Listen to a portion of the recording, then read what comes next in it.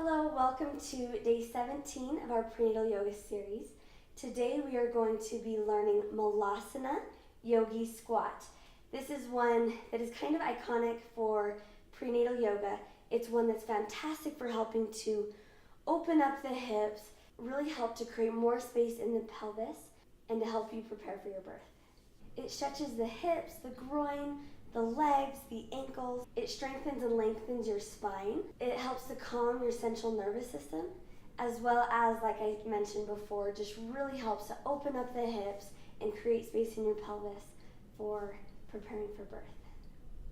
So this is one that you can do during your yoga practice, or you can find this pose throughout your day.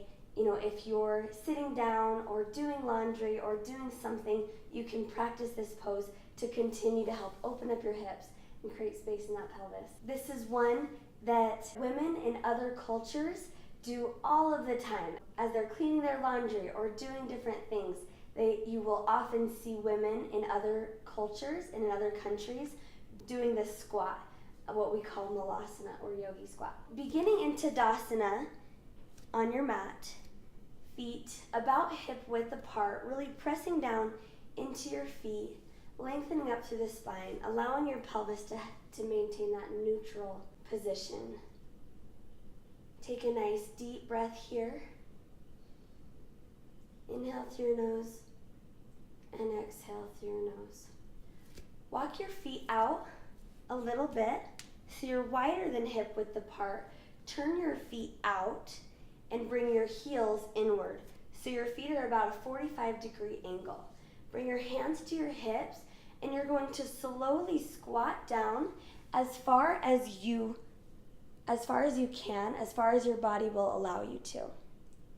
So if this is really uncomfortable or you can't come this low, go ahead and grab a block or a large cushion or a very low chair and place it underneath your seat here. If your heels come up, you are going to really benefit from having something underneath you so that you can relax down and allow your heels to relax and soften down toward the mat. Now, breathe here, lengthen up through your spine, lengthen up through the crown of your head, and just breathe here.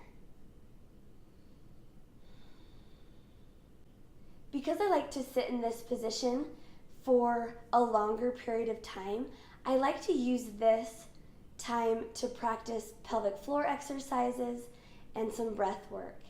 And so as you sit here, close your eyes, lengthen up through the spine, exhale. As you inhale, think about pulling up through your pelvic floor. And then exhale, release, and relax down. Inhale, engage, pull up through your pelvic floor. And exhale, release, and relax down. Inhale, engage up. And exhale, release.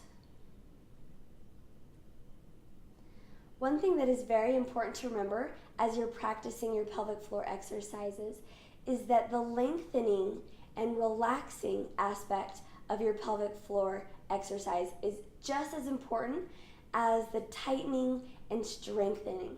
So oftentimes when we think of pelvic floor exercises, we think of Kegels, and we think of just tightening everything up and really strengthening and tightening your pelvic floor muscles. As you continue to practice your pelvic floor exercises, remember that the lengthening and relaxing down aspect of your pelvic floor exercise is equally as important in helping you to prepare for your birth. Now, as I'm in this position, I also like to take my elbows. So if you don't need as much support, if you can go down lower or you don't need a block at all, you might really like taking your elbows here and pressing them into your knees to help open up through your hips even more. So take your hands to heart center, open up through your hips, lengthen up through the spine, And then you can take nice, gentle swaying movements through your hips here.